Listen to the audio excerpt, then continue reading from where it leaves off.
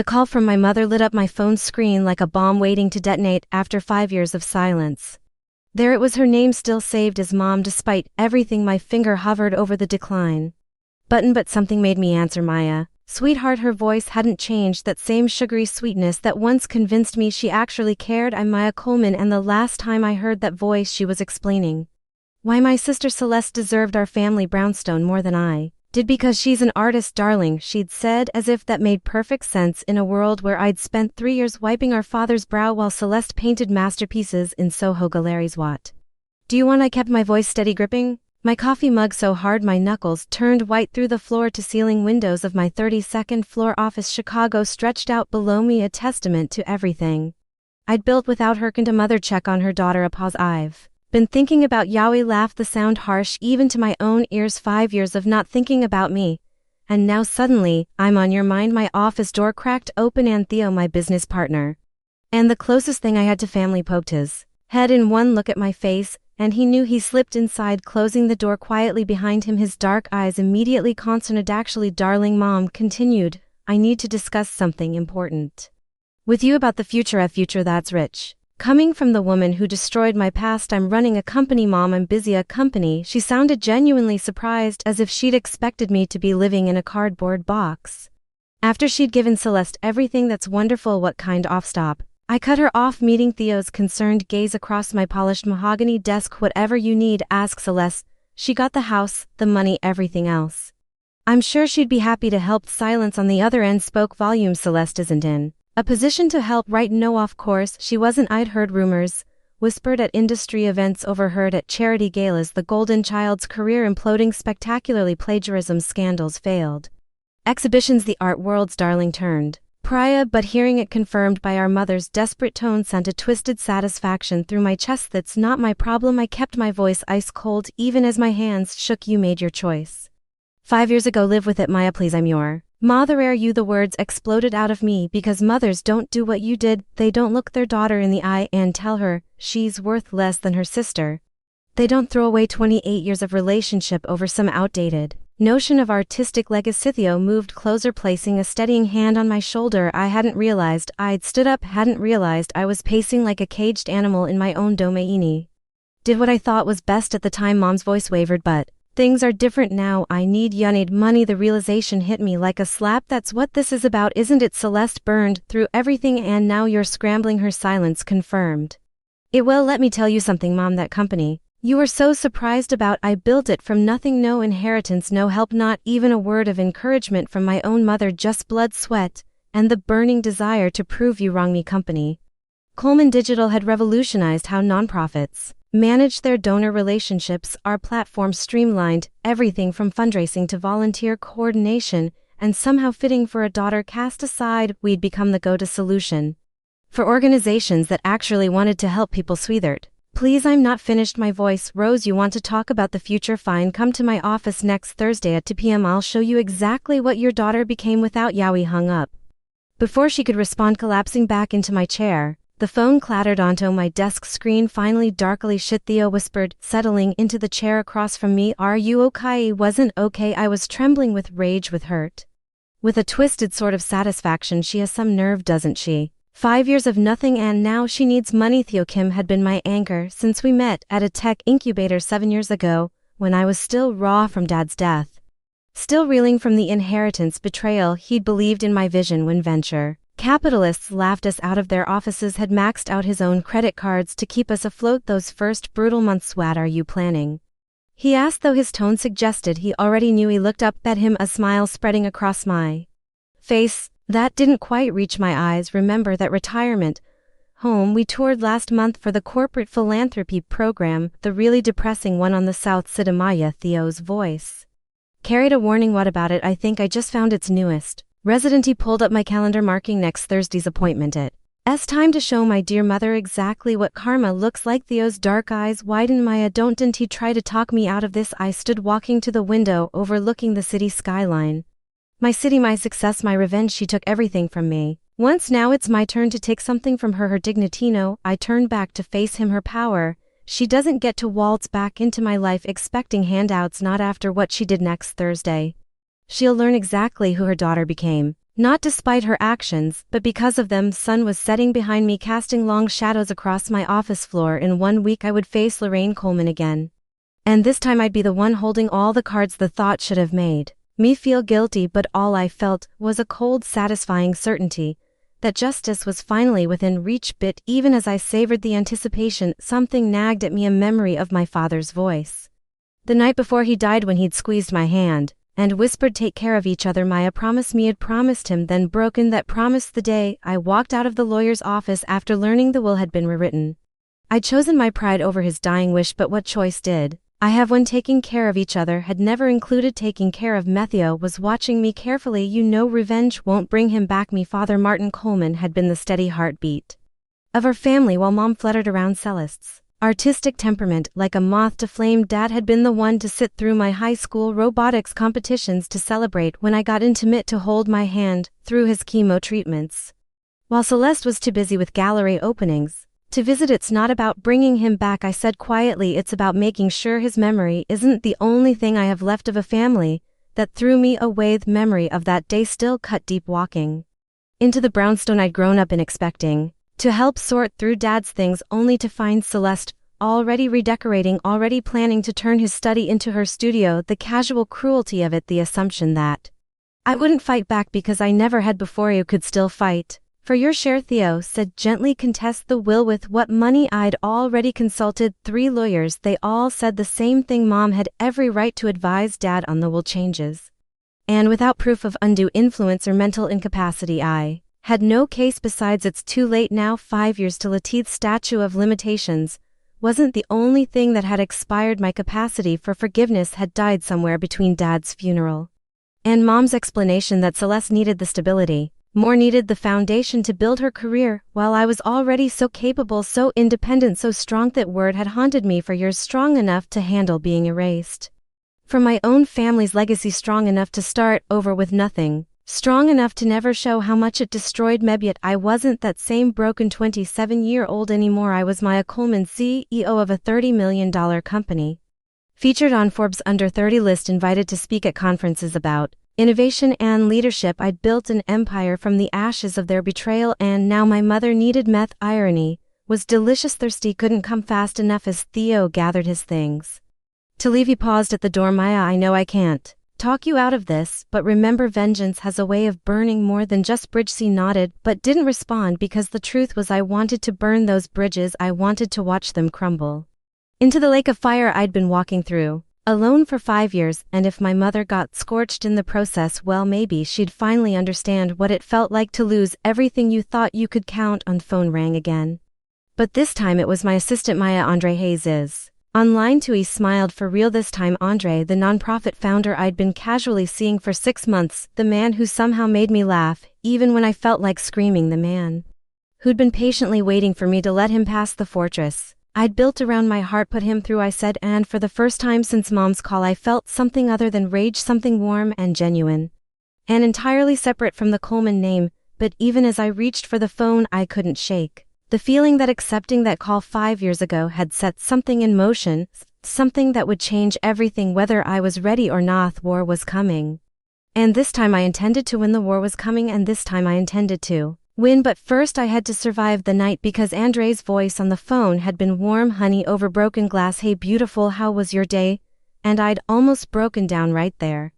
Almost told him about the call, about the rage coursing through my veins like poison, but instead I'd said fine, just fine, and made excuses about working late. Again, I sat in my Lincoln Park penthouse staring at the box I'd sworn I'd never open again. Cardboard corners, softened by time, edges worn from the few desperate nights I'd pulled it from the closet only to shove it back and open. My father's memory deserved better than my weakness, but tonight felt different. Tonight felt like the beginning of something that required me to remember exactly what I was fighting for. The box sat on my glass coffee table between me and the Chicago skyline, twinkling with promise and possibility. Everything I'd built, everything I'd become spread out below me, but inside that box was everything I'd lost, everything they'd taken from me. Poured myself 3 fingers of bourbon Macallan 25, the kind of liquor that cost more than most people's rent, the kind of excess that proved I'd made it despite them, because of them, and lifted the lid. The first thing I saw was the photo of the brownstone.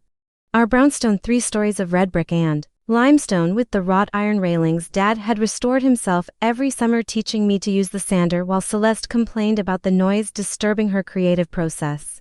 The house that should have been mine, the house where I'd planned to raise my own children, someday, continuing the Coleman legacy Dad had worked so hard to build. Beneath the photo were the letters I'd written to Dad during his final months, when the chemo made him too weak to get out of bed, when Mom was too busy managing Celeste's latest gallery opening to sit with him. I'd read him the Wall Street Journal every morning, told him about my coding projects, about the business plan I was developing, about how someday I'd make him proud. I'd smile with those eyes that still sparkled despite the illness, and say, "Maya girl, you already make me proud every damn daily." Or I whispered to the empty room, because if that were true, he never would have signed that. Well, never would have let Mom convince him that Celeste's art was more important than my dreams, more valuable than the years I'd sacrificed to take care of him. My hands shook as I reached for the small digital camera at the bottom of the box, the one Dad had used to record what he'd called his legacy messages for us girls. I'd found it among his things after the funeral, had watched his message to me exactly once before the pain became too much to bear. But tonight I needed to hear his voice, needed to remember why I'd loved him so much before he'd broken my heart. From beyond the Gravith camera's small screen flickered to life, and there he was, propped up against his hospital bed pillows at home, because he'd refused to die anywhere but in the house he'd built for us. Gray and gaunt, but still unmistakably my father, still the man who'd taught me to change a tire, to balance a checkbook, to never let anyone make me feel small. "My sweetheart," he said, his voice already thin, but still carrying that gentle authority that had guided me through childhood. "If you're watching this, I'm probably gone, and I hope to God you and Celeste are taking care of each other,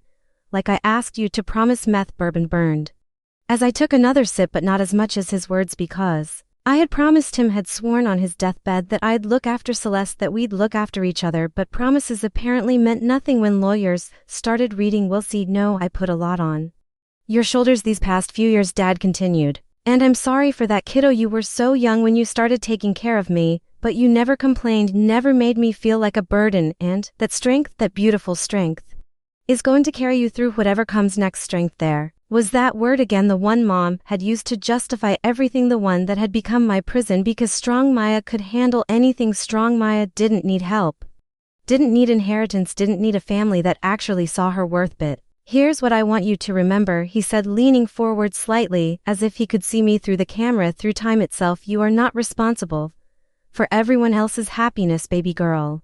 You are not required to sacrifice yourself to make other people's dreams come true. Your life, your dreams, they matter just as much as anyone else." He slammed the camera shut because I couldn't hear anymore, couldn't reconcile the father who'd said those words with the one who'd signed away my birthright to fund Celeste's artistic pretensions, the one who'd known how much that house meant to me and given it away anyway. The photo of the brownstone stared up at me accusingly, and I picked it up, running my fingers over the glossy surface, remembering the day it was taken, Christmas morning 3 years before Dad got sick. We were all on the front steps in matching red sweaters, Mom's idea, of course.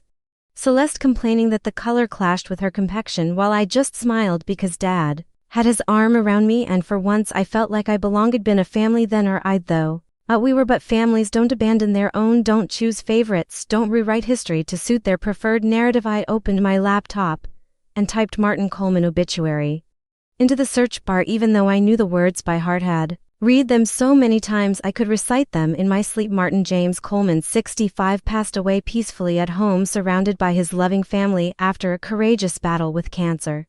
Survived by his wife Lorraine and daughters Celeste and Maya, he was a devoted father and successful architect who designed homes throughout the Chicago area, known for his generosity and commitment to fame. A devoted father. I laughed bitterly at the screen, because devoted fathers don't play favorites, don't let their wives manipulate them into betraying one daughter to benefit another, don't die leaving behind a legacy of pain disguised as love. The phone rang, and I saw Andre's name on the screen again.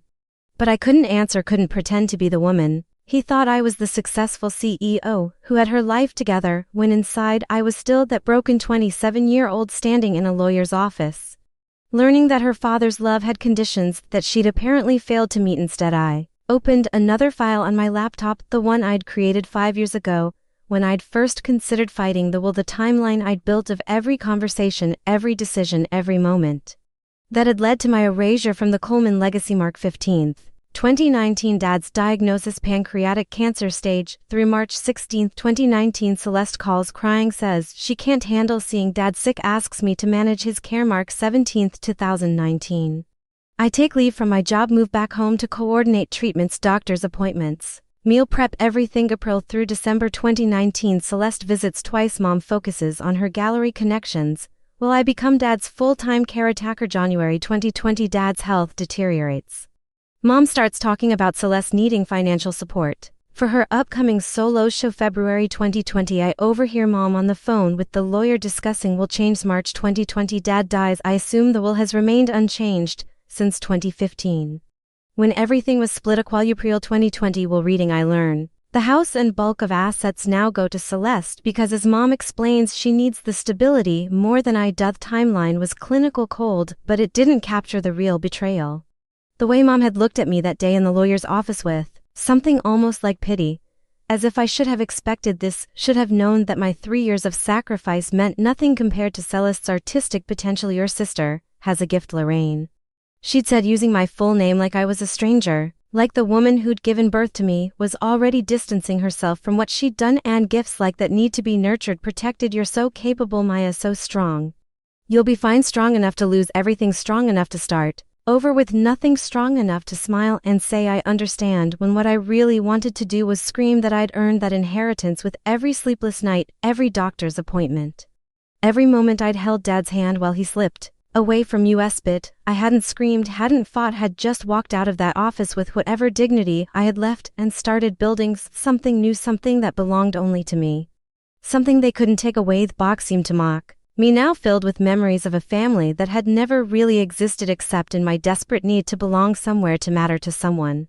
And maybe that's why Mom's call had shaken me so badly, because part of me had been waiting for this moment, waiting for them to realize what they'd lost when they'd thrown me away. My phone buzzed with a text from Andre, thinking of you tonight, hope you're taking care of yourself. He stared at the message for a long time, because taking care of myself was all I'd done for 5 years, had built my life around the certainty that I could only depend on myself, that love was conditional, that family was a luxury I couldn't afford. But maybe tomorrow, when I faced my mother across the polished conference table in my office, I'd finally get the chance to show her exactly what her strong, capable daughter had become without her help, without her love, without her approval. The Coleman name might be on the deed to that brownstone, but I'd built something infinitely more valuable. I'd built myself from the ground up, and no inheritance, no family betrayal could take that away from me. Closed the box and carried it back to the closet. But I left the photo of the brownstone on the coffee table, because tomorrow I wanted to remember exactly what I was fighting for, not just revenge, but recognition, not just justice, but the chance to finally say everything I should have said 5 years ago.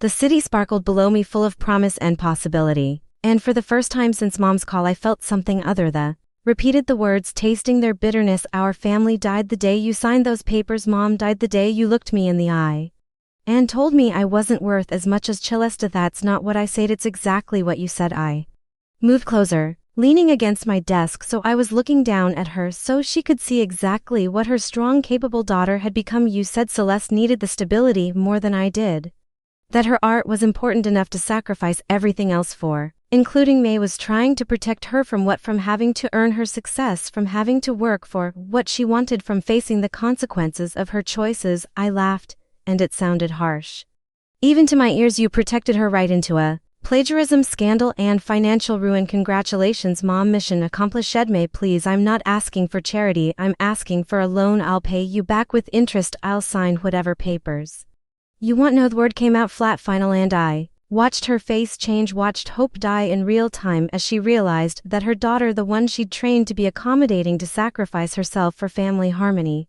had learned to say no. I opened my desk drawer and pulled out the brochure I'd printed that morning's Sunset Manor assisted living facility on the south side of Chicago, where people went when their families couldn't or wouldn't take care of them anymore. This is what I'm offering. I slid the brochure across the desk, watching her pick it up with trembling fingers. They have a lovely community room and the staff is very attentive. I've already spoken to the admissions director.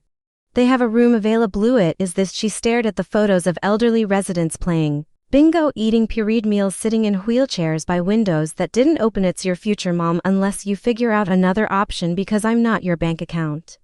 And I'm certainly not your savior. You made your choice 5 years ago now. Live with it. You can't be serious, Maya. I'm your mother. I stood walking to the door because I couldn't look at her anymore, couldn't watch her fall apart when I'd spent 5 years putting myself back together, because mothers don't abandon their children. Mothers don't choose favorites. Mothers don't sacrifice one daughter's future for another's dream. She opened the door wide, waiting for her to leave. But she didn't move, just sat there clutching the brochure like a lifelint. This isn't you, she said finally. This coldness, this cruelty. You're better than this, Maya. You're stronger than this. There's that word again, stronger. I smiled, but it felt like glass cutting my face. You know what, Mom, you're right. I'm stronger. I'm strong enough to build a company from nothing, strong enough to succeed without your help, strong enough to watch you face the consequences of your choices without flinching. I'm strong enough to say no. She stood slowly, moving toward the door like an old woman, though she was barely 60, and I felt a flicker of something that might have been guilt, but I pushed it down because guilt was a luxury I couldn't afford. Maya, if you do this, if you turn your back on me, you'll regret it someday. Will I? Because I've spent 5 years waiting to regret walking away from a family that threw me away first, and it hasn't happened yet. She paused in the doorway, looking back at me one last time, and I saw something in her eyes that looked almost like pride, as if she was finally seeing what she'd created when she'd forced me to choose between dignity and family. You've become quite formidable, she said, and it sounded like an apology wrapped in admiration.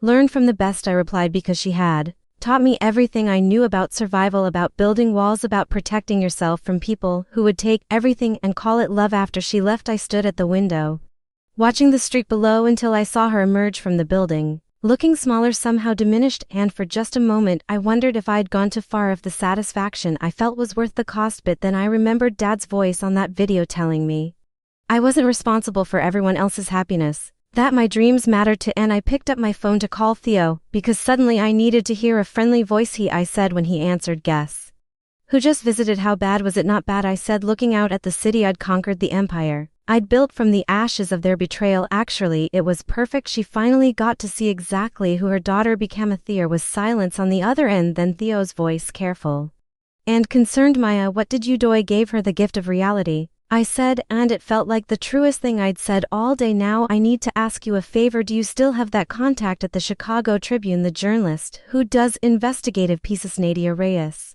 Yo, Ibkaus, I think it's time the world heard the whole story about the Coleman family legacy. Don't youth war had begun, and I intended to win, but as I hung up the phone and began planning my next move, I couldn't shake the image of my mother's face when she'd realized I wasn't going to save her, wasn't going to be strong enough to sacrifice myself for the family that had already sacrificed me. Victory, I was learning, tasted a lot like loneliness, but some prices were worth paying, especially when the alternative was victory. I was learning, tasted a lot like loneliness, but some prices were worth paying, especially when the alternative was letting them destroy you twice. And that's what I kept telling myself as I sat across from Nadia Reyes in a coffee shop in Wicker Park 3 days after my mother had walked out of my office clutching that assisted living brochure like a death sentence. Nadia was exactly what Theo had promised, sharp as a blade with dark, intelligent eyes that missed nothing, and a reputation for exposing uncomfortable truths about Chicago's elite.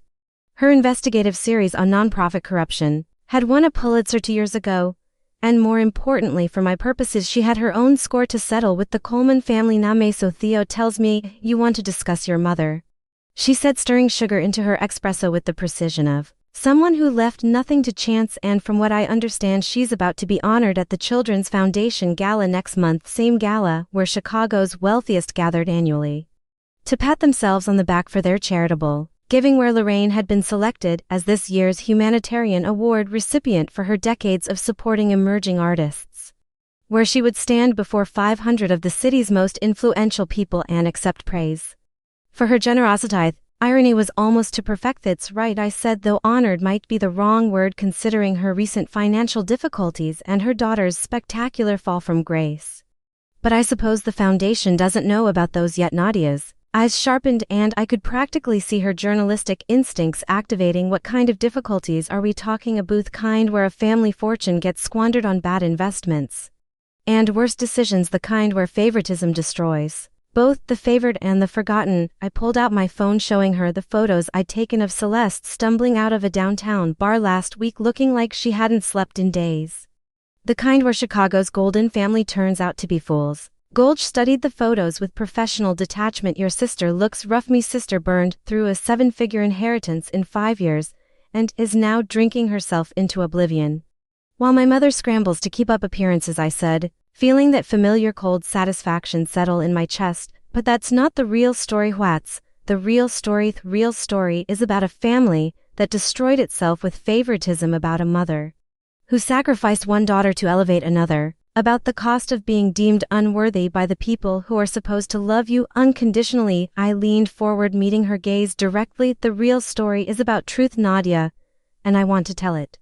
Her expression shifted, something predatory and professional sliding into place. I'm listening. You want to make a documentary? I said, the words feeling foreign on my tongue because this wasn't my world, wasn't my expertise.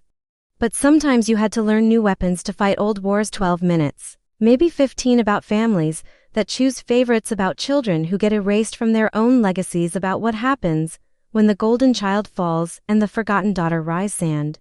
You want to premiere it where? At the gala, I said, watching her eyebrows raise in surprise during the tribute to my mother right before she accepts her humanitarian award. I want 500 of Chicago's most powerful people to see exactly what kind of humanitarian Lorraine Coleman really is. That she paused, clearly recalibrating. That's not journalism, Maya.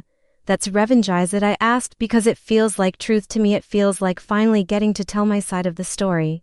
After 5 years of silence, and if my mother is going to be celebrated for her generosity, maybe people should know about the daughter she threw away in the name of artistic vision. Nadia was quiet for a long moment, studying me with those sharp journalist eyes. And I could see her weighing the story against the ethics, the truth against the method, the potential impact against her professional integrity. No, this will destroy her, she said finally, not just embarrass her, destroy her reputation, her standing in the community, everything she's built. And you're okay with? They'd have been okay with a lot of things I shouldn't have been okay with, I said, thinking of all the nights I'd spent caring for Dad while Celeste painted, thinking of the day I'd learned about the will, thinking of 5 years of rebuilding myself from nothing. I'm tired of being the accommodating one, the understanding one, the one who sacrifices herself for family harmony. What about your sister? Where does she fit into? Celeste made her choices. She took the inheritance, she took the house, she took everything, and she burned it all down. That's not my fault, and it's not my responsibility to fix. Nadia nodded slowly, and I could see her making her decision. Seethed a moment when curiosity overcame caution, when the journalist in her recognized a story worth telling. You'll need access to everything, she said, family photos, documents, the will, if you have it, interviews with you about your childhood, your father's illness, the inheritance decision. I have everything, I said, because I'd kept it all. The evidence of my erasure, the proof of their favoritism, the timeline of my sacrifice, all of it carefully documented. Like the good programmer, I was all of it waiting for this moment, and I'll need creative control, she continued. This can't be a hit piece. It has to be honest, complex. It has to show the full picture, even if that picture is complicated, even if it makes me look bad too. Especially then, she said, because the best stories are the ones where nobody's hands are completely clean, where the victim and the villain are more complicated than they first appear. He thought about that, about the ways I'd failed to, the calls I hadn't returned, the olive branches I'd ignored, the chances for reconciliation I'd rejected. But then I remembered my mother's face when she told me Celeste needed the stability more, remembered the casual cruelty of that dismissal, and my resolve hardened. Ned, when do we start? No, she said, pulling out her phone to check her calendar. I have a cameraman I trust, and we'll need about 3 weeks to put something like this together. That's cutting it close for the gala, but doable. 3 weeks to craft the story of my family's destruction, 3 weeks to turn 5 years of pain into 12 minutes of truth, 3 weeks to ensure that when Lorraine Coleman stood up to accept her humanitarian award, she would do so as a woman whose humanity had been publicly questioned. Perfect, I said, and meant it, because perfection was what this required, surgical precision in the delivery of devastating truth. As we walked out of the coffee shop, Nadia paused, looking at me with something that might have been concern. You know, there's no going back from this. Once it's out there, once people see it, your relationship with your mother and sister will be over, permanent. It's already over, I said, and that was the truth that had taken me 5 years to accept. They ended it the day they chose each other over me. I'm just making it official. But what if she'd asked, what if you're wrong? What if there's still a chance for reconciliation? For healing for the family your father wanted you to be would have told her that some chances expire, that some wounds don't heal, that some families are too broken to fix, but she didn't ask. And I didn't volunteer because the truth was I wasn't doing this for healing. I wasn't doing this for closure. I was doing this because I was tired of being the only one who paid the price for other people's choice. 3 weeks, until the gala. 3 weeks. Until Chicago's elite gathered to celebrate my mother's generosity. 3 weeks. Until I showed them all exactly what that generosity had cost. War was escalating, and I was finally going to fire back with both barrels loaded with truth. And aimed directly at the heart of the Coleman family legacy. And if that made me the villain in someone else's story, well, I'd been the victim in mine long, and not was time to see how the other role fit. As I walked back to my office, I felt something I hadn't felt in years: anticipation, not just for revenge but for release, for the chance to finally stop carrying the weight of their secrets, their shame, their version of events, where I was somehow supposed to be grateful for my own error. Shireen. 3 weeks. I would give my mother a gift, one she would never forget and never forgive, but gifts weren't supposed to be comfortable, they were supposed to be meaningful. And what could be more meaningful than the truth of an? If the truth destroyed everything it touched, letting them destroy you twice. Even if the truth destroyed everything it touched, and maybe that was the point, maybe destruction was just another word for clearing space for something better, and that's what I was thinking.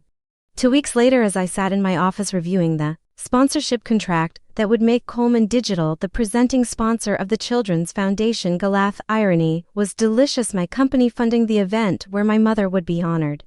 My money paying for the stage where her reputation would be dismantled with surgical precision, and all it had cost me was $250,000, well within my marketing budget and worth every penny for the front row seat to justice.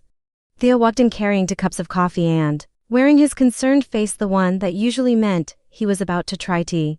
"You've been working too much." L'Atelier stared at the message, feeling that familiar tug of guilt, because Andre Hayes deserved better than a woman obsessed with revenge, deserved someone who could focus on building something instead of destroying everything. But lately, I couldn't seem to think about anything except the gala, except the moment when the lights would dim and my truth would fill that ballroom. Rain check. I typed back, big project deadline approaching. 3 dots appeared, then disappeared, then appeared again. Take care of yourself, Maya. The world will still be there after your deadline. I was wrong, though. The world wouldn't be the same after the gala. Everything would be different. My mother's reputation would be in ruin. Celeste would probably disappear completely, and I would finally be free from the weight of being the forgotten daughter, the one who didn't matter enough to keep me. Assistant Sarah knocked on the door. "Mr. Hayes is here to see you." I looked up, startled because Andre never showed up, unannounced, never pushed when I said no, never made demands on my time, and suddenly he was here, standing in my doorway in his perfectly fitted navy suit with that patient expression that somehow made me feel more exposed than any boardroom full of investors. "Send him in," I said, because turning him away would require explanations I wasn't ready to give. Eander walked in, closing the door behind him, and I felt my carefully constructed walls start to crack just from the way he looked at me, like he could see through all my armor. To the exhausted woman underneath, "You look like hell," he said, settling into the chair Theo had vacated without invitation. "Thanks. That's exactly what every woman wants to hear. When's the last time you slept more than 4 hours or ate something that didn't come from a vending machine?" he asked, and I realized I couldn't remember, couldn't pinpoint when I'd stopped taking care of myself and started running purely on rage and caffeine. "I'm fine, Lear," he said, but his voice was gentle, not accusatory. "What's really going on, Maya? Because this isn't just about work deadlines. This is about something else, something you won't talk about." He could have deflected, could have made excuses, could have sent him away with promises to call later, but something about the way he was looking at me with genuine concern instead of judgment made the truth spill out. Before I could stop it, me mother called. 2 weeks. Agonder's expression shifted, something clicking into place as he remembered the scattered pieces I'd shared about my family over the months we'd been seeing each other. "One who gave your inheritance to your sister, one who threw me away like yesterday's garbage." "Yes, that mother." I stood, walking to the window because I couldn't sit still, couldn't contain the energy that had been building for 2 weeks. "She needs money now. Her golden child burned through everything. And suddenly the daughter she discarded looks pretty valuable. What did you tell Harry?" "Told her to go to hell," I said, though I'd been more creative with my language. "I told her exactly what I thought about mothers who choose favorites, and then showed her the door. Good for you," Andre said, and I turned to stare at him. because that wasn't what I'd expected him to say. Good for you, stood up for yourself. You didn't let her manipulate you into fixing problems she created. You protected your boundaries. That's growth, Maya, but there's more, I said, because there was always more, because simple vindication hadn't been enough for the woman I'd become. I'm doing something at the Children's Foundation Gala, something. Publici's expression grew cautious.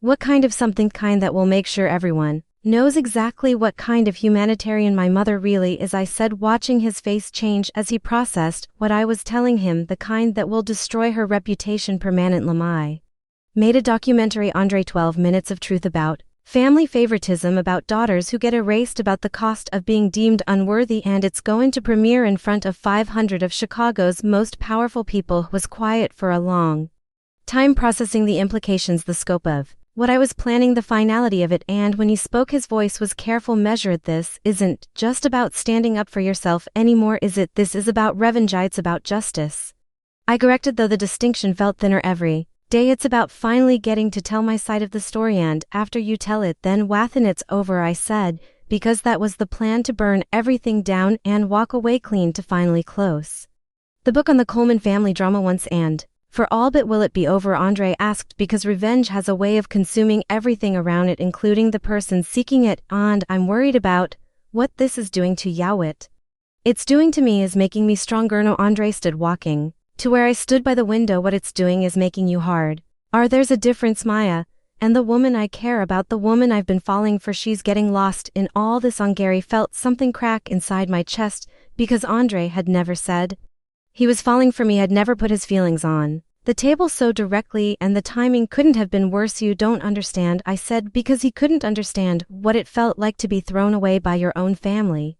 Couldn't understand the need for vindication that had been eating me alive for 5 years. Then help me understand, he said, his hand finding mine. Help me understand why destroying your mother is more important than building something with me, because some things can't be built until others are torn down, I said, pulling my hand away because his touch made it harder to think, made the walls I'd built feel less necessary. Some debts have to be paid, and even if paying them costs you everything else, as I said, and meant it, because everything else felt theoretical compared to the burning need for justice that had sustained me through 5 years of rebuilding my life from nothing. Gundra nodded slowly, like he'd gotten the answer he'd expected but hoped against. And when he spoke again, his voice was resonant. I'll be there. What, at the gala?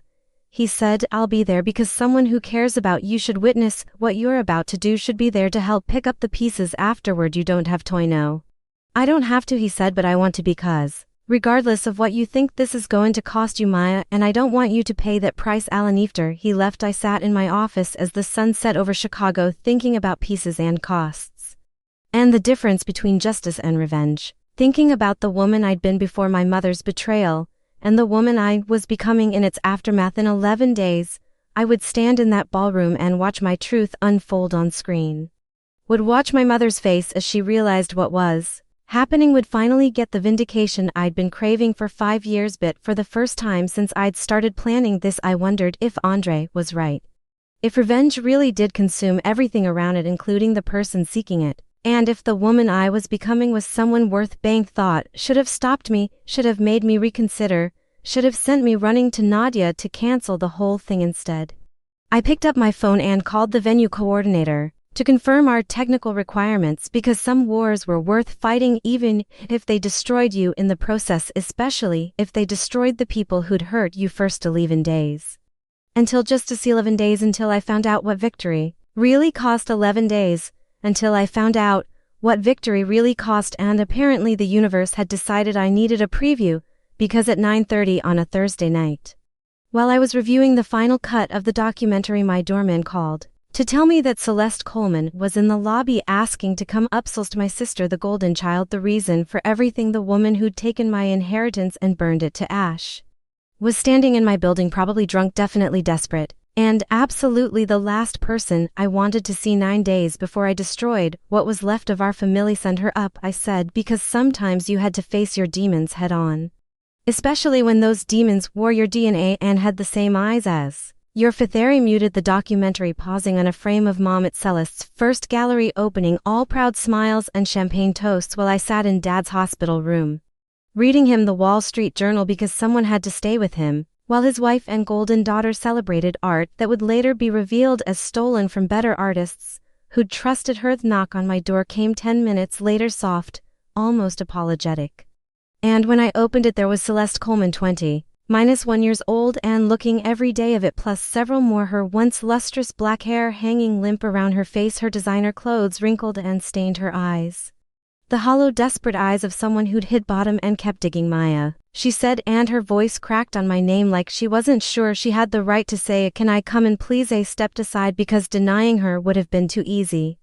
Would have robbed me of the chance to see exactly how far the mighty had fallen, and as she walked into my penthouse, I watched her take in the success I'd built, the life I'd created, the empire I'd constructed from the ashes of their betrayal. "In this place," she said, settling onto my white leather sofa like she belonged there, like she hadn't spent 5 years pretending I didn't exist. Very Maya, thanks," I said, pouring myself a bourbon and deliberately not offering her one because addiction looked good on her. Made her seem smaller, somehow diminished. "What brings you to my neighborhood?" Celeste laughed, but it sounded like broken glass cutting. Rough silence. "Oh, you know, just thought I'd visit my dear sister, see how she's doing, catch up on old times." "Got the shit," I said, sitting across from her in the chair. That gave me the psychological advantage of looking down at her. "What do you want?" "Always straight to the point," she said, but her practiced charm felt desperate now, forced like makeup over bruises. "Mom said you two had quite the reunion. Mom talks to you about me now." "That's interesting, considering she spent 5 years acting like I didn't exist." "Things change, Maya. Families change, people make mistakes." I set my bourbon down harder than necessary, because that word kept coming up, kept being used to minimize choices that had destroyed my life. "You mean like the mistake of taking an inheritance that should have been shared, the mistake of letting Dad die, thinking one daughter mattered more than the other, the mistake of never once in 5 years picking up the phone to ask if I was okay." "Those aren't mistakes, Celeste, those are choices, and choices have consequence." Flinched, but recovered quickly. "Always the performer, always playing for an audience, even when the audience was just me." "You're angry, I get it, but Maya, we're family, we're all we have left." "Family." I stood walking to the windows because I needed distance, needed space to process the audacity of her sitting in my home talking about family after 5 years of silence. "You lost the right to call us family the day you took everything and never looked back." "He didn't ask for the inheritance," she said, and for a moment, she sounded like the little girl I'd once protected from neighborhood bullies before I learned that protecting Celeste meant sacrificing myself. "I didn't ask Mom to favor me, but you took it." I turned to face her, watching her shrink under my gaze. "You took the house, you took the money, you took Dad's legacy, and you burned it all down, didn't ya?" Her composure finally cracked, tears starting to fall, but I felt nothing watching them. No sympathy, no sisterly instinct to comfort, just cold satisfaction that finally she was feeling a fraction of what I'd felt. "He made mistakes," she whispered. "I trusted the wrong people, made bad investments, got involved with someone who used me, and I know I should have called, should have reached out, but I was embarrassed." "Bards," I laughed, because embarrassment was a luxury I couldn't afford when my world fell apart. "Embarrassment doesn't explain 5 years of silence, Celeste. Embarrassment doesn't explain taking everything and acting like I never existed." "He was protecting myself," she said, voice rising with defensive anger. "I was trying to survive in a world that expected me to be perfect, expected me to live up to this image of the artistic genius, and I was failing, Maya. I was failing at everything." "So you let me fail, Alana?" "That's not what happened." "Isn't it?" I moved closer, backing her deeper into the couch. "Because physical space was power, and I'd learned to use every advantage I had. Because when Dad was dying, where were you? When Mom was making her choice about the will, where were you? When I was rebuilding my life from nothing, where were you? You never asked for help."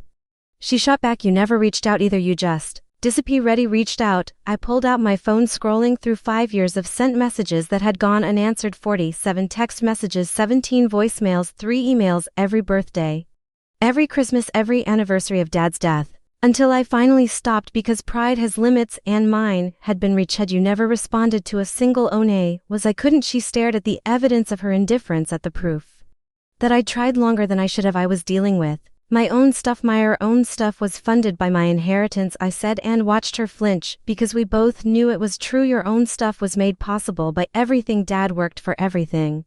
He wanted both his daughters to have." "What do you want, Maya?" she asked, suddenly exhausted, her defenses finally cracking completely. "What do you want me to say? That I'm sorry, that I fucked up, that I wish I could go back and do everything differently?" "I want you to tell me why," I said, sitting back, Down, because this was the question that had haunted me for 5 years, the question that had driven me to build walls around my heart. Tell me why you were worth more than me, why your dreams mattered more than mine, why I was disposable and you weren't made of me. I leaned forward, watching her face crumple. Tell me what made you so special that mom chose you over me, what made your art worth more than my sacrifice, what made your future more important than mine. I don't know, she whispered. And it was the first honest thing she'd said since walking through my door. I don't know why she chose me. I don't know why she thought I was worth more. I don't know why you got erased.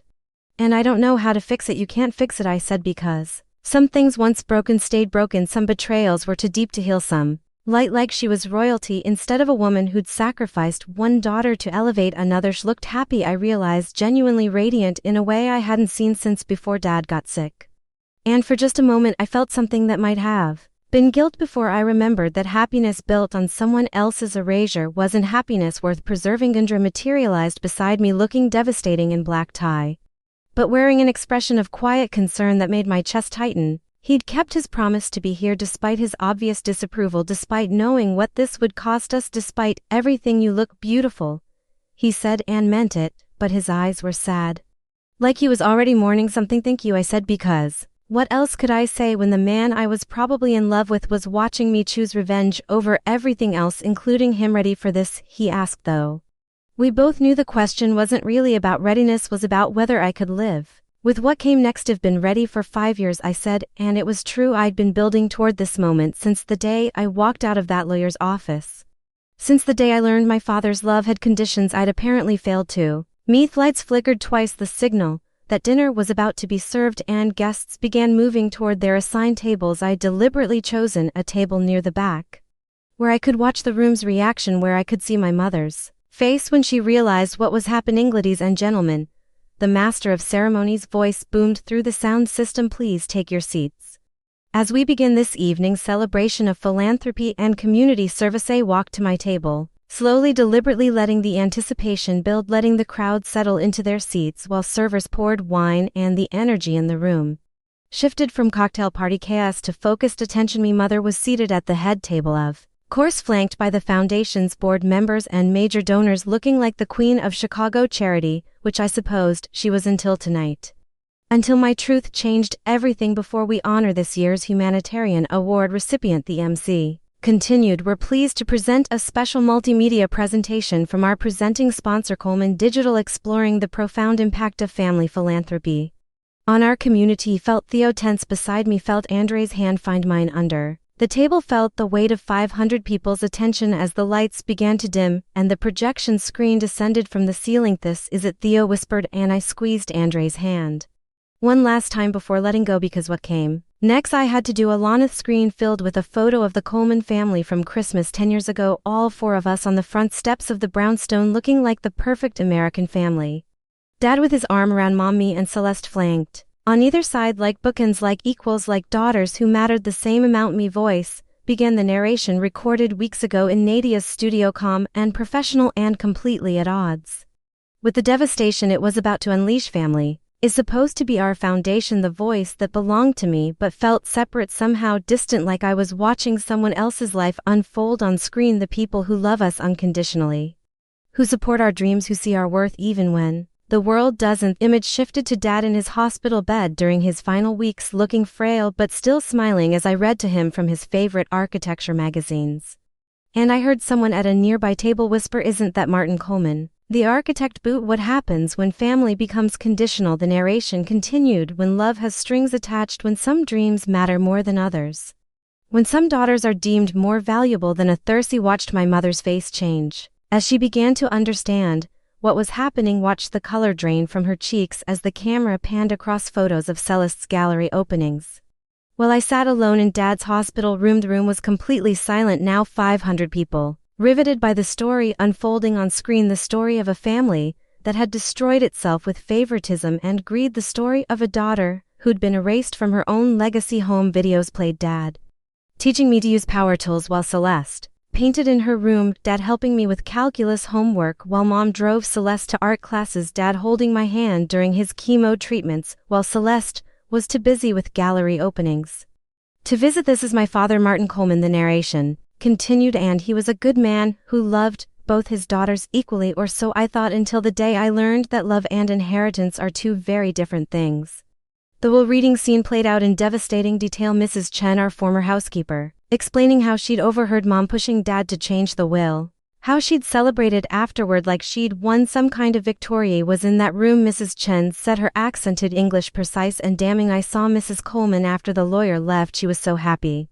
Said now Celeste would have everything she needed to succeed. Said Maya was strong enough to make her own way. The room erupted in whispers as people began to understand what they were watching, began to realize this wasn't a feel-good story about family philanthropy, but something much darker, much more personal. Mother had risen from her seat, her face a mask of shock and growing horror as she understood exactly what was happening, as she realized her daughter, the one she'd discarded, was burning down her reputation in front of everyone. Humatareth documentary continued, relentless in its truth, showing Celeste's plagiarism scandal, her gambling debts, her complete destruction of everything Dad had worked for.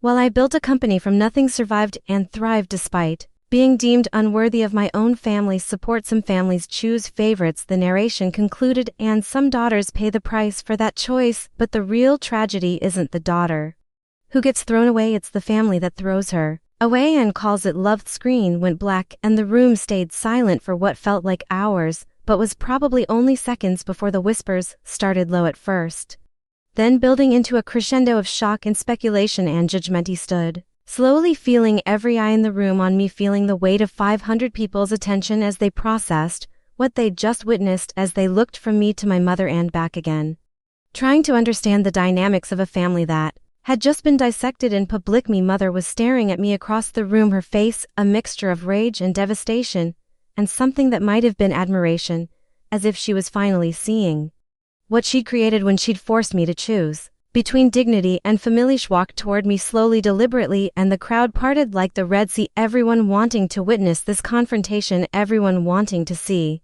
how the story would end. When she reached my table, she stopped just close enough for me to see the tears threatening at the corners of her eyes. Just close enough for me to hear her whisper, "You've become quite the storyteller, Maya. I learned from watching you rewrite histo."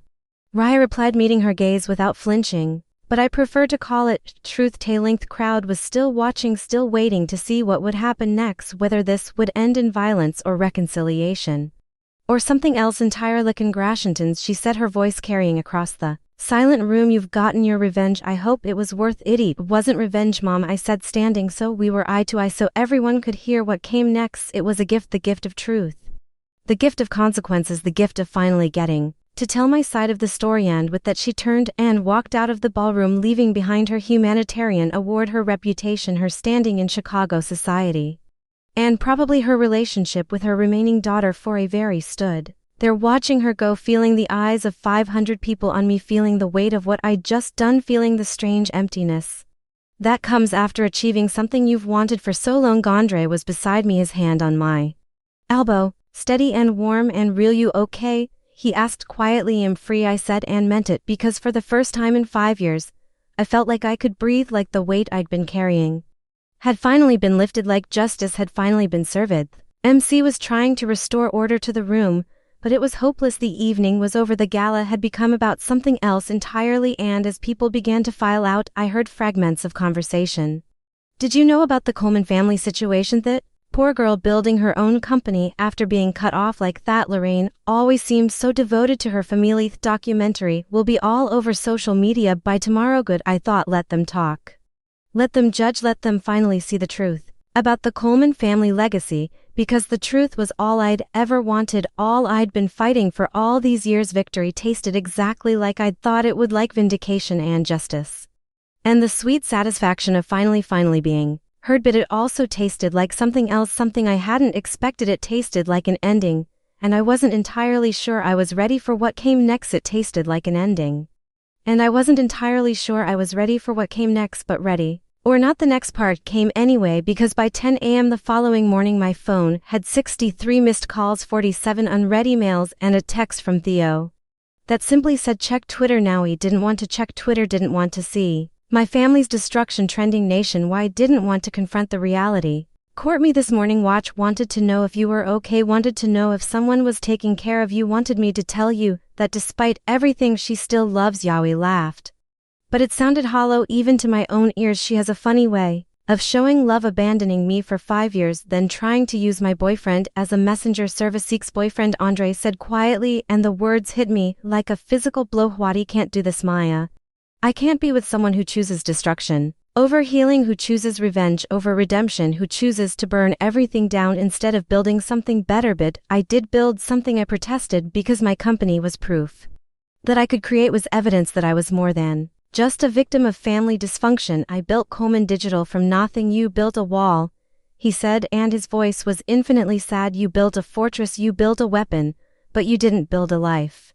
Maya, you built a prison, and last night you locked yourself inside it permanently. After he hung up, I sat in my apartment staring out at the Chicago skyline, at the city I'd conquered, the empire I'd built, the success I'd achieved, and for the first time in 5 years I felt completely alone, not the chosen loneliness of someone who decided independence was safer than vulnerability, but the devastating loneliness of someone who'd pushed away everyone who mattered. Theo was still there, still watching me with those concerned eyes that had seen me through my darkest days, still waiting to see what I would do next. You know what the worst part is? I said finally. He's right, Andre's right about all of it. I did build a prison. I did choose destruction. I did burn everything down, and I told myself it was justice, but it was just revenge dressed up in prettier cloth. So what now, Theo? Askedno, I said, standing and walking to my laptop, because there was one more thing I had to do, one more choice I had to make, one more consequence I had to face. Now I have to decide if I'm going to stay in this prison I built, or if I'm going to find a way out. He opened my email and began typing a message that would probably destroy what was left of my reputation, that would definitely make me look weak to everyone who'd been calling me brave, that would almost certainly be seen as an admission of guilt. But sometimes the right thing to do wasn't the strong thing. Sometimes it was the vulnerable thing.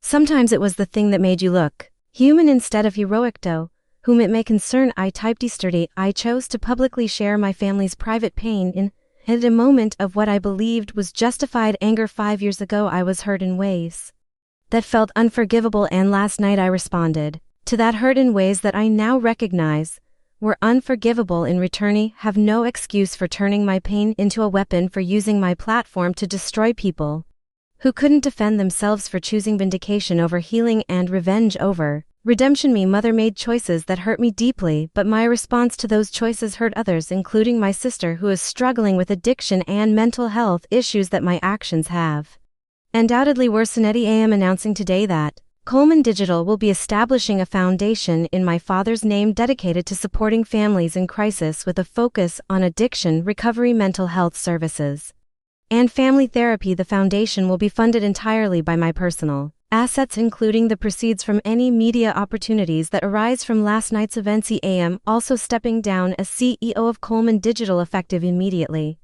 while I take time to address my own issues and to find healthier ways to process pain than causing it to others. Don't expect forgiveness from my family or from the public. I don't deserve it, but I hope that someday I can deserve it by choosing to build instead of destroy, by choosing healing over revenge, by choosing to become the woman my father raised me to be instead of the woman my pain made me become. A Sincerely, Colemani. Read it twice, then sent it before I could change my mind, before I could talk myself out of what felt like career suicide, but also felt like the first honest thing I'd done in 5 years. Theo read over my shoulder, and when I finished he was quiet for a long time, processing what I'd just done, what it meant, what it would cost. Mayu, no, this won't bring them back, he said finally. Your mother, your sister, Andre, they're gone. Maya, this won't fix what you broke. Hey, no, I said, and I did know, understood that some consequences were permanent, that some bridges once burned couldn't be rebuilt, that some prices once paid couldn't be refunded. But that doesn't mean it's not worth doing. Hi, because my father taught me that being strong meant taking responsibility for your actions, meant admitting when you were wrong, meant choosing integrity over image. And for the first time in 5 years, I want to be the daughter he raised. Ins. Heard about your email, she continued, heard about the foundation, heard about you stepping down from your company. And I wanted to say thank you for taking responsibility, for apologizing, for trying to make it right when you could have just basked in being the victim, when you could have let me drown in the consequences of choices I didn't make, but definitely benefited from. Where are you? I asked.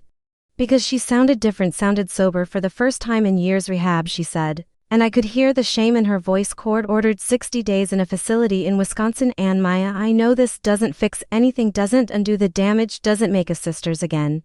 But I needed you to know that I'm trying to get better, trying to face what I did to our family, trying to understand how I became someone who could take everything and act like I deserved. Edie found Dad's letters, I said, because secrets felt too heavy to carry alone anymore. Found his journal, found out he knew exactly what the will change would cost and did it anyway. Oh God, Celeste's voice broke. What did he say? That he loved us both, that he was afraid for you, that he believed I was strong enough to survive anything, including his betrayal, that he made a choice based on fear instead of faith. Han, do you forgive him? You don't know, I said honestly, because forgiveness felt like a foreign concept, like something that belonged to better people than me. I understand him better now, but understanding isn't the same as forgiveness, and forgiveness isn't the same as reconciliation. About me, Celeste asked, do you think you could ever forgive me? Think, I said slowly, testing the words on my tongue like a new language. I think I'm learning that forgiveness isn't about what people deserve, it's about what I need to be free. And I'm tired of carrying this weight, tired of letting the worst thing that happened to me define everything that comes after. So yes, maybe someday I can forgive you. But that doesn't mean we go back to being sisters, doesn't mean we pretend the last 5 years didn't happen, doesn't mean trust comes automatically just because DNA says we're familiar, you know, she said. I know it's probably too late for us, but Maya, if you ever want to try, if you ever think there might be a way forward, I'll be here. I'll do whatever work needs to be done. After she hung up, I sat in my apartment holding Dad's letter and feeling something shift inside my chest, something that had been tight for 5 years beginning to loosen, something that had been broken beginning to heal. He walked to my laptop and began typing an email, not to the public, not to the media, not to anyone who would judge or analyze or turn my words into headlines, but to my mother. Momi found Dad's letters, found his journal, found out he knew what his choice would cost and made it anyway because he was afraid for Celeste and believed I was strong enough to survive anything. He was right about one thing. I am strong enough to survive your betrayal, to build a life without your support, to succeed despite being deemed unworthy of my own family's legacy. But he was wrong about something else. To strength isn't a reason to get less love, less consideration, less protection. Strength isn't a punishment, it's supposed to be a gift. I've spent 5 years proving I could survive without you, and I've built something beautiful. From the ashes of your choice, I've succeeded beyond what any of us imagined possible. I've become the woman Dad raised me to be, despite the choices that nearly destroyed me. Yet surviving isn't the same as living, and I'm tired of just surviving. Don't know if I can forgive you. Don't know if we can ever be mother and daughter again. Don't know if the damage is too deep to heal, but I know I don't want to spend the rest of my life carrying this anger like a stone in my chest. The foundation I'm starting will help families like ours, families torn apart by favoritism, addiction, mental illness, bad choices, and fear disguised as love. It won't bring Dad back, won't undo the will, won't erase 5 years of estrangement, but maybe it will keep other daughters from feeling as alone as I felt. Maybe that's enough for now. Maybe that's how we honor Dad's memory, not by pretending his choices were right, but by making sure they lead to something good, something healing, something that helps instead of hurts. I'm not ready to see you, not ready to sit across from you and pretend everything is fine, but I'm ready to stop hating you, and maybe that's where forgiveness begins. Maya sent the email before I could second guess myself, before I could talk myself out of what felt like weakness, but also felt like strength, before I could convince myself that holding onto anger was easier than risking more disappointment. Tooties, my windows, Chicago glittered with possibility, and for the first time in 5 years, I felt like I might be part of that possibility, might be someone who built bridges instead of burning them, might be someone who chose healing over one, the daughter whose needs had mattered more. Celeste, would you like to share anything? Celeste looked up, and I saw something in her face I'd never seen before. Clarity. Not the artificial clarity of someone performing sobriety, but the genuine clarity of someone who'd stopped running from truth. He killed myself trying to live up to being chosen, she said, and her voice was quiet but certain. Killed myself trying to be worth what Mom sacrificed for me. Killed myself trying to prove I deserved more than Maya, when the truth is Maya always deserved more. Resh turned to look at me directly, and I saw the sister I'd once protected from bullies, saw the little girl who'd crawled into my bed during thunderstorms before our roles had been defined. Before she'd become the golden child and I'd become the forgotten. One spent 5 years hating you for succeeding without us, she continued, hating you for being strong enough to survive what we did to you, hating you for making me look weak by comparison. But the truth is I was weak, Maya. I was exactly what Mom thought I was, someone who couldn't survive without constant protection, and that wasn't your fault, I said, because it was true. Because Celeste had been shaped by their choices just as much as I had been damaged by them. that was never your fault, but what I did with it was my fault. She said how I treated you was my fault, how I took everything and acted like I deserved it. How I never called, how I let you carry Dad's illness alone, how I watched you get erased and said nothing, that was all my choice. Vasquez made some notes, then looked at me. Maya, how are you feeling hearing all of this? I said, because it was the truest thing I could think of. Tired of carrying anger, tired of building walls, tired of proving I don't need anyone, tired of letting the worst thing that happened to me define everything that comes after. And underneath the tired, I said, thinking about the foundation, about the families we'd helped, about the way purpose felt different from revenge. I feel hope that we can learn to be family differently than we were before, hope that we can choose each other without anyone being sacrificed. Session continued for another 40 minutes with Dr. Vasquez, guiding us through exercises in communication, in boundary setting, in the difference between forgiveness and reconciliation, in the reality that healing didn't mean forgetting. After we stood in the parking lot, 3 women who'd survived the implosion of everything they'd thought they knew about love and family and emerged different than they'd been before. Coffee, Mom asked tentatively, like she was testing new ground, like she wasn't sure she had the right to ask. Mabe, I said, not because I was ready to be her daughter again, but because I was ready to see if we could learn to be something new. Celeste looked between us, uncertain of her place in this fragile new dynamic, uncertain whether she was included in whatever we were building. You two, I said, because exclusion was what had started this whole cycle, and maybe inclusion was how it ended. Maybe family meant choosing each other over and over again, even when it was hard, especially when it was hard. We went to a diner on Western Avenue, the kind of place with vinyl booths and coffee that had been sitting on the burner too long, and we talked about small things, safe things, the weather, the foundation, Celeste's pottery classes, Mom's volunteer work at a literacy program. Nothing deep, nothing dangerous, nothing that could explode into old wounds, but it was a beginning, and beginnings didn't have to be perfect, they just had to be possible.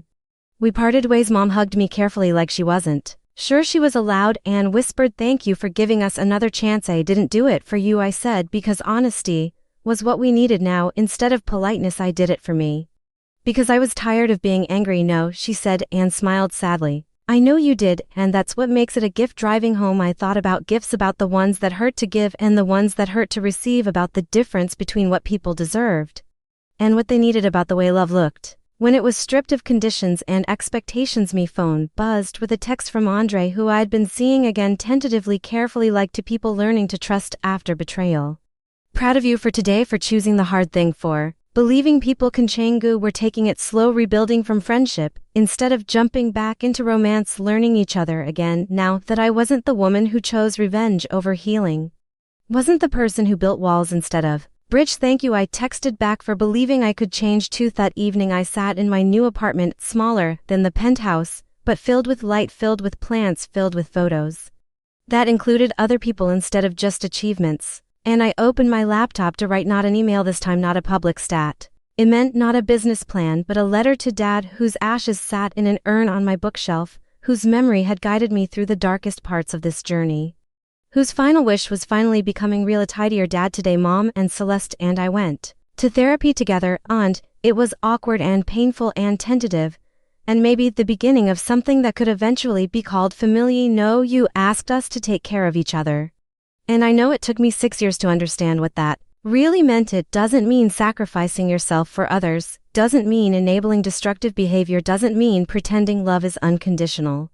When behavior has consequence, it means showing up even when it's hard, means choosing healing over hatred, means believing people can change even when you're not sure they will, means building something new from the ashes of what was broken. The foundation is helping families like ours, families who've forgotten how to love each other without hurting each other, families who need to learn that strength isn't a punishment and weakness isn't a crime. I don't know if we'll ever be the family you wanted us to be, but we're learning to be the family we need to be, and maybe that's enough. Maybe that's everything. Miss you every day, but I'm finally grateful for the lessons you taught me, even the ones that hurt, even the ones I had to learn by surviving your choices. Your daughter, who's finally learning to use her strength to heal instead of to Hadamaya. He printed the letter and tucked it into the pages of his journal, then walked to the window where Chicago spread out below me, no longer a city I'd conquered, but a city where I belonged, where I was building something that mattered. where I was choosing every day to be someone worth becoming. The gift I'd given my mother at the gala had been truth wrapped in revenge, had been justice served cold. Had been consequences delivered publicly, but the real gift, the one that mattered, the one that honored Dad's memory, was this: the choice to keep showing up, the decision to believe and change, the commitment to building bridges instead of burning them 6 months ago. I'd thought victory would taste like vindication, would feel like justice, would sound like applause. Instead it tasted like hope, felt like possibility, sounded like 3 women in a therapy circle learning to see each other as human instead of as roles they'd been assigned by fear and favoritism and the terrible weight of unexamined love. Mabe, that was what inheritance really meant: not money or houses or legal documents, but the choice to pass on healing instead of hurt, to break cycles instead of perpetuating them, to choose love that was complicated and conditional and constantly evolving over love that was simple and impossible and ultimately destructive. Obey. The best gift I could give was the example of a daughter who'd learned to forgive without forgetting, to heal without pretending to love, without enabling. Mabe that was Mabe that was everything. Mabe that was exactly what Dad had been hoping for when he'd asked us to take care of each other, not knowing that sometimes taking care meant letting go, and sometimes love meant saying no, and sometimes family meant choosing each other every day instead of assuming DNA was enough. Future stretched ahead, uncertain and fragile and full of the possibility that we might actually figure out how to be better than we'd been before. And for the first time in 6 years, that felt like victory.